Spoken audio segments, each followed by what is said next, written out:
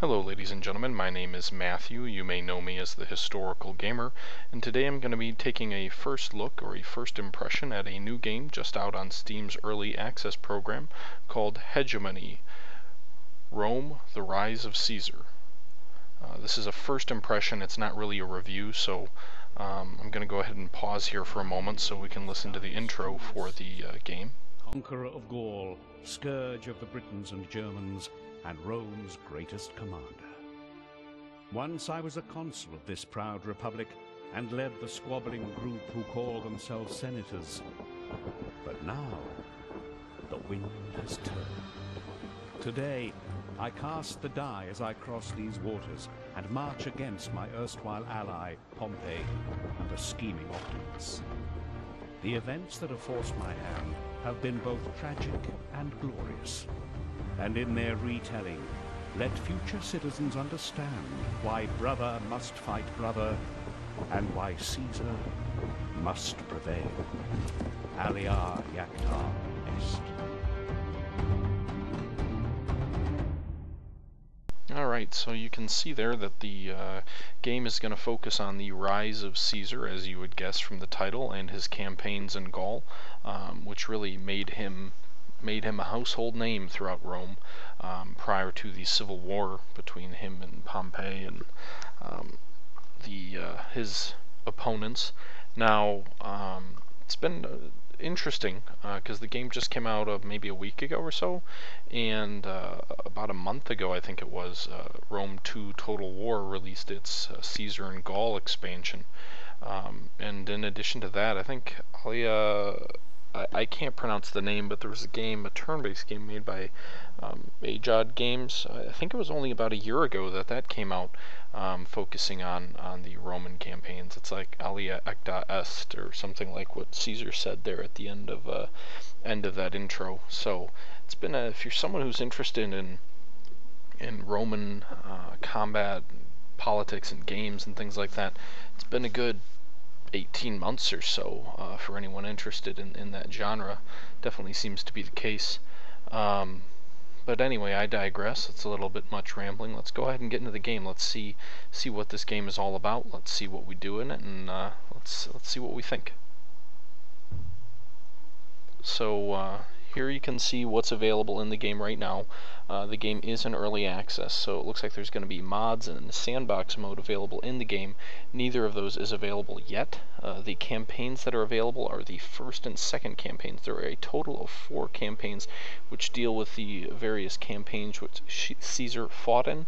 We're going to take a look at Chapter 1. My efforts on behalf of Rome were rewarded with the lucrative Roman provinces of Gaul and Illyricum.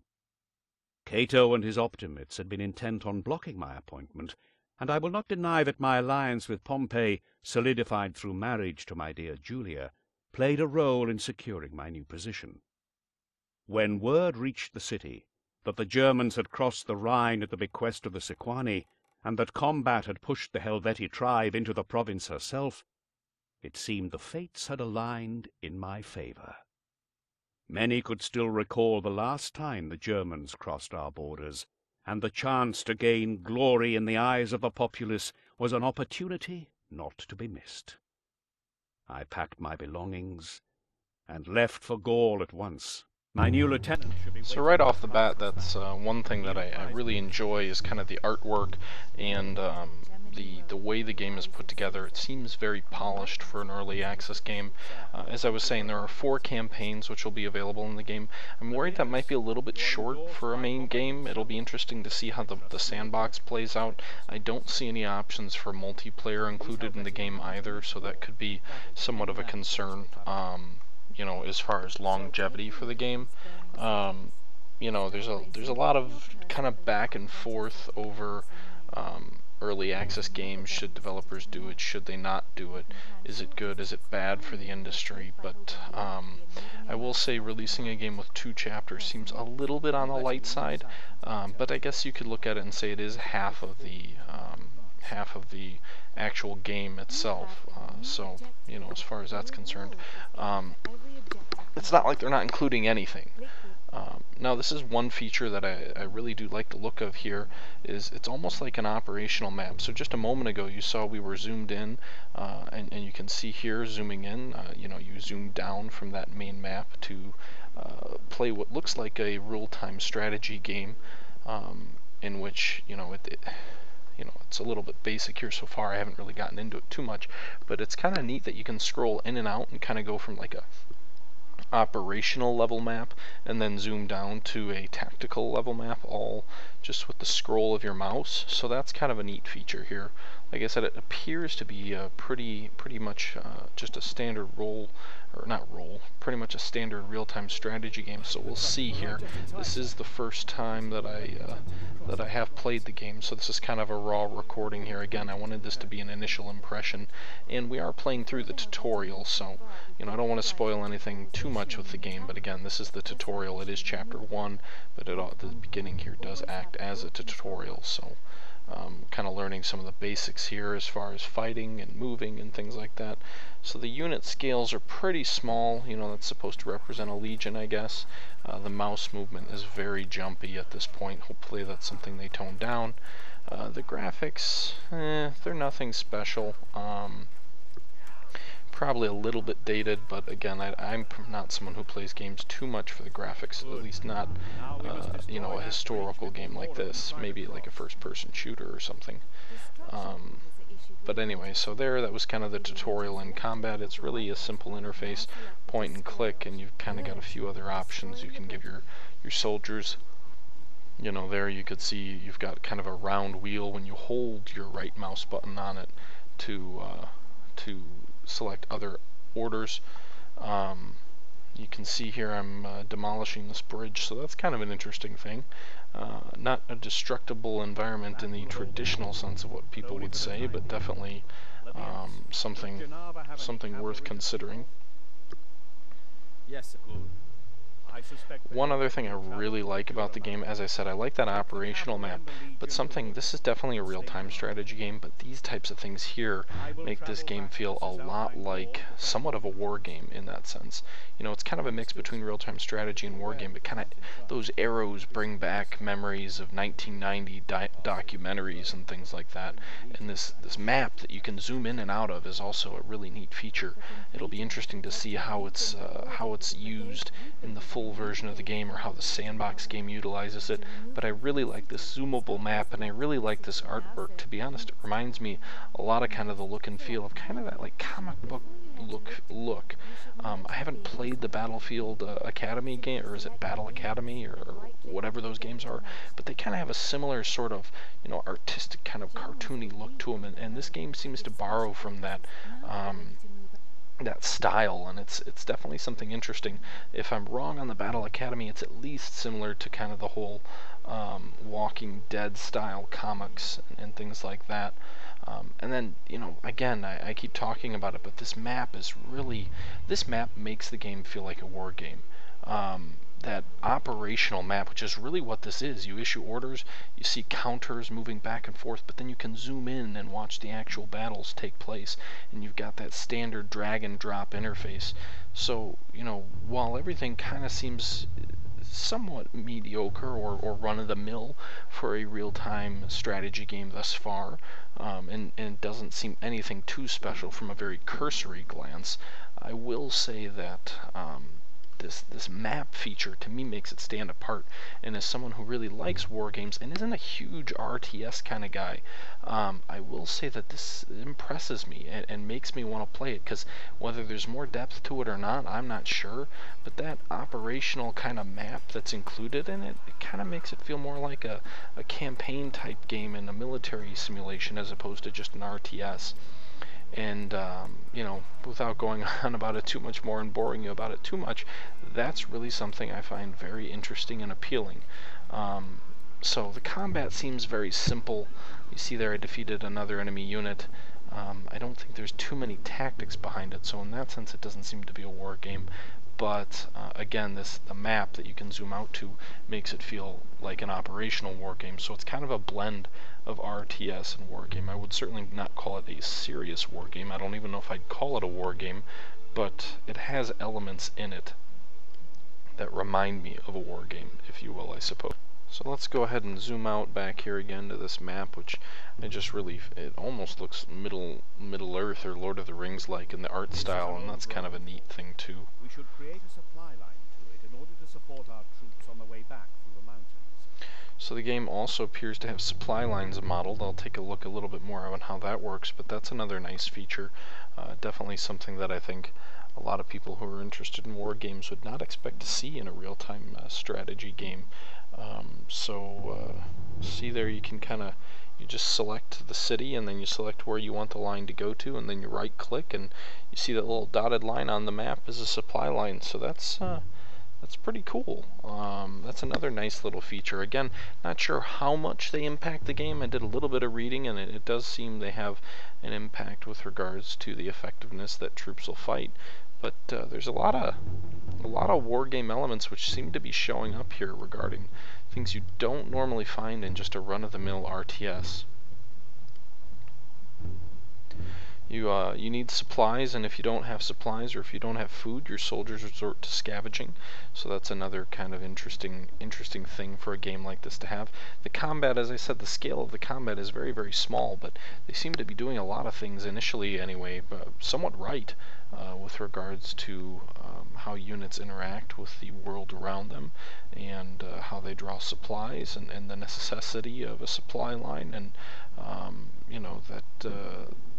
that's encouraging for me. Alright, so The Helvetia crossing west of the Ara. you can see, obviously, as you get to this city, you gain control of it following that sort of story mode or whatnot, this tutorial. And you can see again I launched another attack on some Helvetii soldiers who are in column formation. Doesn't seem formation matters all that much. And we've got Caesar out here to the east, getting some reinforcements. Looks like there's 3 legions here. So again, the interface here, interacting with soldiers is pretty standard, pretty simple. Definitely not revolutionary, but there's no real problem with it. The interface for the game seems to be pretty smooth, pretty bug-free. The game definitely seems to run fairly well, without any real problems.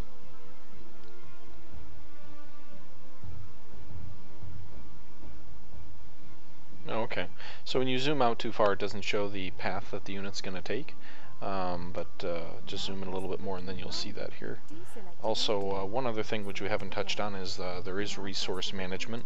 So you can see there are farms and mines and other things like that spread out throughout the map. You need to move workers or slaves into those areas to generate resources, which your army will consume. So in that sense, it's more like an RTS than a war game. But it seems fairly simple and basic and easy to use. When you defeat an enemy unit, you can actually choose to execute the enemy soldiers or turn them into slaves. If you turn them into slaves, you can go ahead and send them to your farms and mines to work as forced laborers. So that's another interesting thing. Also, the option which I find really appealing is the fact that if you defeat an enemy unit, they'll kind of sit there for a little bit, captured or surrendered or whatnot, and if you leave, if you don't pay any attention to them, they'll escape. Now what happens after they escape, I don't know. And by the way, you can see here me setting up supply lines again. What happens after they escape, I don't know. But it's interesting because when you get in small little fights, it's easy to make sure you capture them and send them off as slaves. But when you're in a bigger battle where there's lots of units, you're not going to take your guys out of the line and fighting to go and capture some soldiers. You'll probably just let them run off and rout. So in that sense, it demonstrates kind of the confusion and the fog following a major engagement, especially in this era, with regarding to policing enemy units that have surrendered, as opposed to, you know, other games. One other thing that you can see on the screen here that I find an amazing, exquisite detail. You can see on the right side of the screen here in the city, it has a little description for the city, and every city has that. So the team here for Hegomony Rome, The Rise of Caesar, put a lot of work into this, writing up historical descriptions of various cities, some of which don't even exist today. There you see Geneva, and previously, I forget the name of the city I was just looking at a second ago, but you get a write-up of the historical significance of that city to the Romans, and what happened to that city afterwards. So, you know, and the chapters are based on historical campaigns by Caesar, and the description of this one, at least, you know, talked about how the Helvetii were being displaced and were moving through Roman territory, and Caesar said essentially that he was not going to let this opportunity slip by. So in that sense, again, it's showing a game that does its homework, that takes attention to detail seriously, and while maybe it's not a serious war game in some senses, you know, it has supply lines, it has resources, it has the ability to imprison enemy soldiers and make them slaves. There are a lot of elements to this game that a wargamer would recognize, and I think in many ways it's a RTS wargamer blend. The combat isn't all that impressive from what I've seen, but the operational map, the campaign, the supply lines, the detail behind the game, the research put into the game, the accuracy of the team, you know, putting in descriptions for different cities. And I mean, this is a very small part of Gaul. This is a huge map with lots and lots of cities. There was clearly a lot of work done on it, and in that sense, it looks like an excellent title. You know, it's not up everyone's alley. Not everyone wants to be a war gamer. Not everyone wants to be, you know, an RTSer. It doesn't, you know, not every game is up everyone's alley, obviously. But it's definitely, Finally time to bridge the Ara and it seems to be a quality and polished game. And that brings up another thing that we see here on the screen. Well, first of all, my troops are out of supply. My supply lines were cut when some of those cities I moved through became hostile. So again, that's just more attention to detail, more accuracy, more elements that a wargamer would recognize. And then you have this part is the need to build a bridge, which we'll see here in a moment. But the game allows you to destroy bridges, and it also allows you to build bridges. So there's that element of history and strategy and operational decisions that comes into place when you have to decide where to put a bridge. Now, one thing I don't like about that is that the bridge locations are scripted, so you can't choose where you want to put that bridge beyond a predefined area that's already selected for that. But still, it's something I feel we don't get enough options with regards to a lot of war games and strategy games that are out there. So it's a nice little feature that I think was included, and I definitely find, again, appealing and interesting.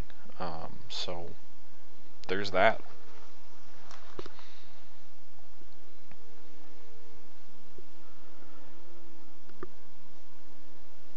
So we've kind of, you know, without getting too dry, we've kind of gotten through a lot of what I really wanted to talk about and what I found interesting and appealing. So I'm going to jump forward a little bit here to the fight that occurs here in a moment. Alright, so we're up to the point where the enemy is going to go ahead and engage, and we're going to see, I guess the closest thing we're going to get to is for a major battle here in this game. Again, there's not too much in the way of tactics. You can use basic options like flanking and other things like that, but there really isn't much.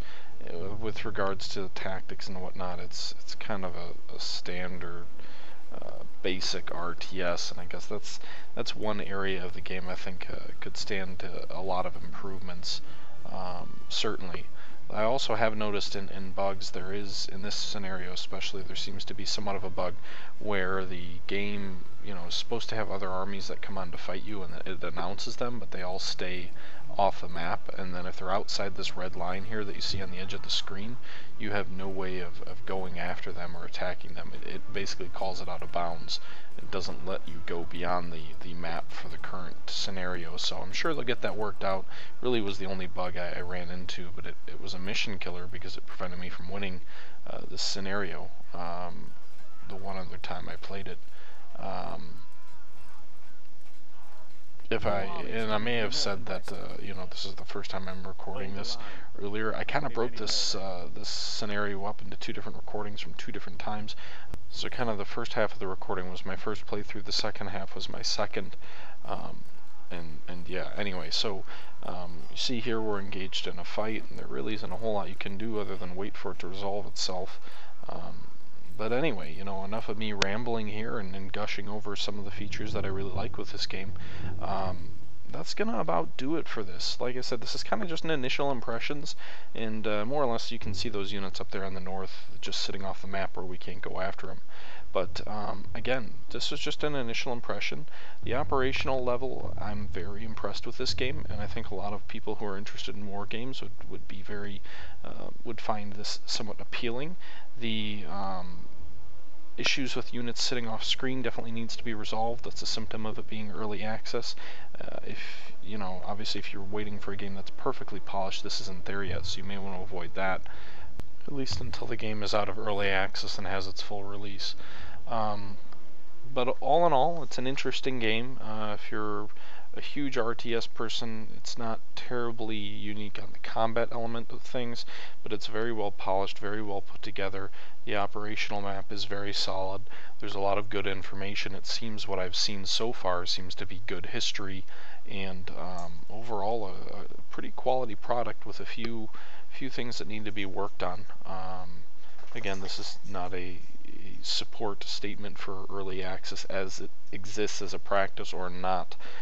Just kind of recognizing that early access is what it is, and while the game isn't finished, while you don't get the full game, there definitely is some enjoyment to have here. But if you are looking for a fully finished product with lots of content, then you may want to hold off for a little bit. So it's kind of a mixed bag depending on where you're at. And I'll leave it up to you, the consumer, to decide what you want to do from there.